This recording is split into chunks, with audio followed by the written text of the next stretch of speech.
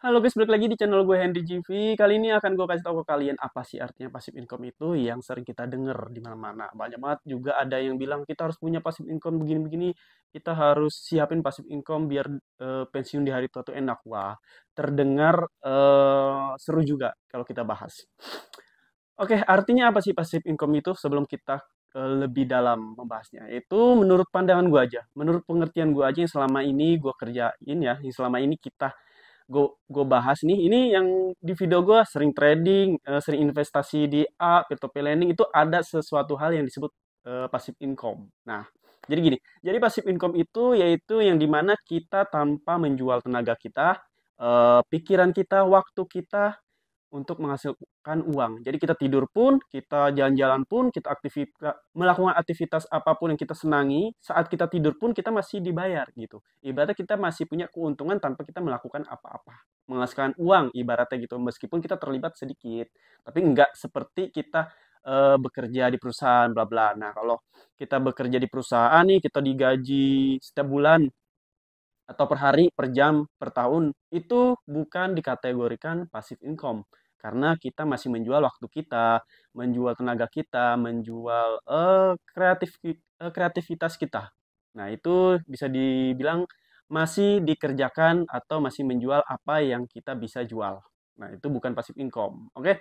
Contohnya seperti apa kalau passive income? Contohnya trading menurut kalian passive income kan? Nah, ayo tebak. Bukan, karena trading itu kita masih membaca market, kita masih kayak apa namanya? Masih on time ya. Entah itu per hari, per jam, entah itu per tahun, per bulan masih membuka market. Itu menurut gue bukan passive income.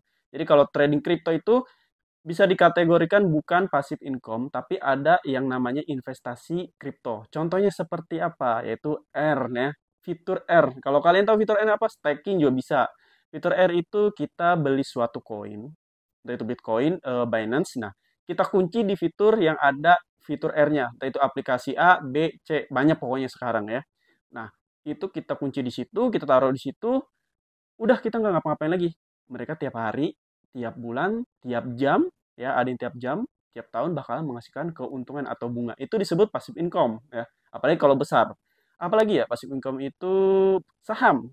Nah, kalau saham itu, kalau trading sama kayak gue yang tadi gue bilang. Kalau trading itu bukan passive income, tapi kalau kalian investasi saham dan kalian menikmati keuntungannya itu dari bunga atau dividen. Biasa kita dapat dividen tiap tahunnya, entah itu berapa kali ya. Gue juga nggak tahu, itu setiap perusahaan beda-beda.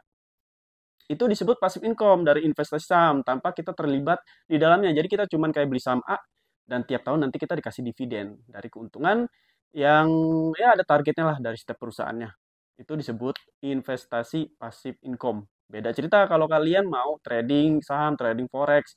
Trading forex juga bukan passive income. Jadi passive income itu gimana caranya uang kita yang harusnya ditabung bisa kita apa namanya bisa kita manfaatin biar dia bekerja. Jadi bukan kita doang nih yang bekerja, tapi uang kita itu kita bisa kelola dengan baik biar dia bekerja dan menghasilkan uang lagi tanpa kita terlibat di dalamnya. Mungkin awal-awal kita terlibat seperti kita mau naro, kita mau pilih tempat atau wadah yang bagus nih buat kita investasi ini buat kita taruh uang kita. Nah, itu mungkin agak terlibat sedikit-sedikit. Tapi tetap kesono-sononya uang kita bakalan dikelola oleh pihak tersebut.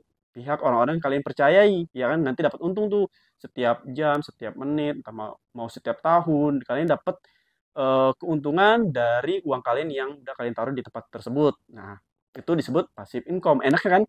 Jadi kalau kalian tidur pun kalian nggak usah pikirin kayak market hari ini naik nggak, market besok turun nggak perlu mikir hal itu karena kalian udah ada tertera di setiap informasi aplikasi itu kalian dapat segini sekian ya kan, udah kalian tinggal tidur tinggal jalan-jalan kalian udah dapat menghasilkan keuntungan karena uang kalian yang bekerja bukan kalian. Itu menurut gua. Nah, terus kalau di bank gimana ya? Kalau di bank itu bukan passive income, guys ya.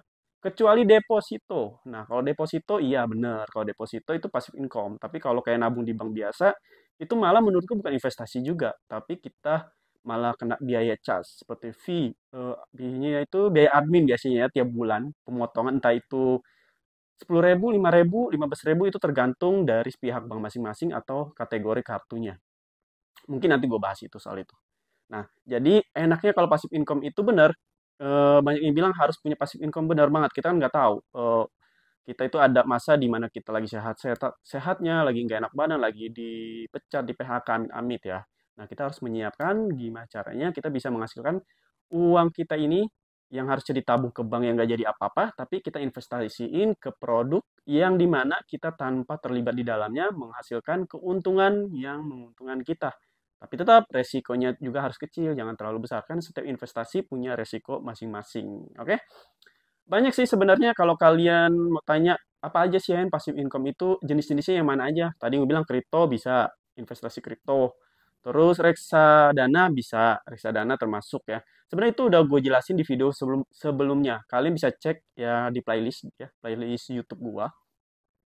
Di situ ada yang namanya kategori investasi yang menguntungkan ditinggal tidur. Itu disebut passive income yang gue sebutin tuh ada reksadana, fitur R, Bitcoin itu banyak banget kayak kripto itu bukan R doang, ada staking dan lain-lain. Pokoknya kalian lihat-lihat sini, cek-cek semua, kalian analisa sendiri, jangan ditelan mentah-mentah juga. Terus investasi saham, gue investasi belibet kan, investasi saham gue juga ikut investasi aja nggak trading karena menurut gue lebih enak investasi karena menghasilkan dividennya itu lebih enak renyah. Jadi setiap tahun tuh ada aja masuk dividen. Dia lewat email, biasanya dikirim email tuh enak banget. Dia pas tiba-tiba gue bangun ada bacaan email, Anda sudah mendapatkan dividen dari saham A, perusahaan B. Aduh enak banget pokoknya. Kalian harus coba. Tapi ingat ya, tetap kalian analisa, jangan ditelan mentah-mentah. Banyak banget penipuan yang mengatasnamakan investasi.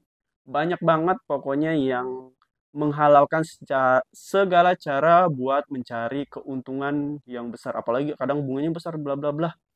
Kalian jangan percaya begitu aja. Ada yang kayak gitu, ada yang benar, ada yang salah, ya. Tapi zaman sekarang teknologi semakin berkembang, maka semakin banyak penipuan yang beredar. Jadi hati-hati ya, karena nyari uang itu susah banget zaman sekarang. Oke? Apalagi ya? Oh iya, selain reksadana, peer-to-peer lending juga termasuk. Peer-to-peer lending itu kita meminjamkan uang ke perusahaan atau orang yang membutuhkan untuk mengembangkan usahanya atau kebutuhannya, ya, keperluan kebutuhannya. Biasanya itu di pihak aplikasi deh yang milih-milih orangnya ini bagus apa, grade apa, B, pokoknya udah ada dokumen, udah rapi. Jadi kita cuman kayak siapin dananya aja, dan mereka yang akan menyebarkan uang tersebut harus kemana. Ya kan, biasanya juga ada asuransi itu peer-to-peer lending, reksadana, fitur R, staking juga termasuk menurut gua, staking ya. Terus ada kayak sinyal-sinyal trading itu menurutku sih, gue belum pernah coba, jujur aja sih. Udah pernah deh, 3 tahun yang lalu. Tapi itu gue sama siapa ya? Nggak dari pihak aplikasinya. Tapi menurut gue nggak worth it sih. Menurut gue udah pernah nyoba dan nggak menguntungkan. Ya mungkin bagi kalian nemu orang yang tepat. Kalau gue waktu itu nggak nemu orang yang tepat. Tapi susah juga kalau kita nggak paham, kita tiba-tiba ngikutin mereka sinyal A, B, B itu menurut gue resikonya sangat besar ya. Kita nggak paham apa-apa, tapi uang kita udah melayang. Nah, jadi dari sini kalian udah tahu nih, plus minus passive income itu apa sih? Ya, plus minusnya kalau modal kecil nggak terasa, pasti dong. Kalau kita cuma modal kecil itu nggak terasa guys, passive income itu palingnya buat jajan-jajan lumayan ya. Dan kalau kalian nggak pilih bener-bener, dia itu bisa beresiko besar ya. Karena uang kalian kan tanpa kalian cek nih suka lupa ya kan. Kan ngeri gitu. Maksudnya ngeri kalau kalian nggak pinter-pinter memilih wadah buat kalian investasi itu benar-benar resikonya besar. Lalu apalagi ya minusnya? Selama ini nggak ada sih ya minusnya. Gue udah investasi saham ya gitu doang sih. Paling dia itu nggak terlalu, ibaratnya ada investasi passive income yang nggak tiap bulan dapat segini gitu. Kadang kan ada kayak ya kita nggak tahu kedepannya ekonomi seperti apa, tapi tetap sih harus banyakin solusi atau pemasukan ya daripada kalian hemat. Hemat itu boleh, tapi jangan sampai hemat-hemat banget. Lebih baik kalian memperbanyak sumber penghasilan daripada kalian semakin hemat karena kan barang semakin tahun naik, kebutuhan pun semakin banyak, ya kan? Apalagi kalau kalian semakin punya keluarga dan lain-lain, nanti kebutuhannya lebih banyak buat anak sekolah, belum buat keperluan pensiunan kalian. Jadi pemasukan itu wajib sih, menurut gue wajib diperbanyak. Plusnya apa ya? Plusnya tadi kalau kalian modal besar itu, aduh enak banget guys. Kalau kalian punya uang besar nih, uang modal, kalian udah paham cara mengelola biar passive income kalian tuh banyak, itu enak banget. Kalian mau jalan-jalan, mau tidur pun tetap dibayar. ibarat kalian kerja nih di perusahaan A, kalian ternyata kena PHK, santai aja gitu ya kan. Kalian udah punya penghasilan atau ya penghasilan yang selain gaji gitu. Wah enak banget santai aja, nggak akan mikir kayak, aduh gua harus kerja di mana lagi nih ya kan, gua harus cari duit kemana, nggak ada pikiran kayak gitu karena kalian udah menyiapkan passive income. Oke? Ya, intinya plusnya kelebihan tuh enak banget. Pokoknya kalian saat tidur, kalian nggak kepikiran uang kalian habis. Saat kalian makan, saat kalian mau beli apa-apa, kalian kayak santai aja karena ada passive income ya sumber penghasilan lain dari eh, sumber penghasilan yang kalian utamain yaitu pekerjaan kalian. Oke? Mungkin cukup sampai sini aja yang bisa gue kasih tahu ke kalian karena udah 10 menit juga videonya. Pokoknya terima kasih udah nonton. Sampai jumpa lagi di next video.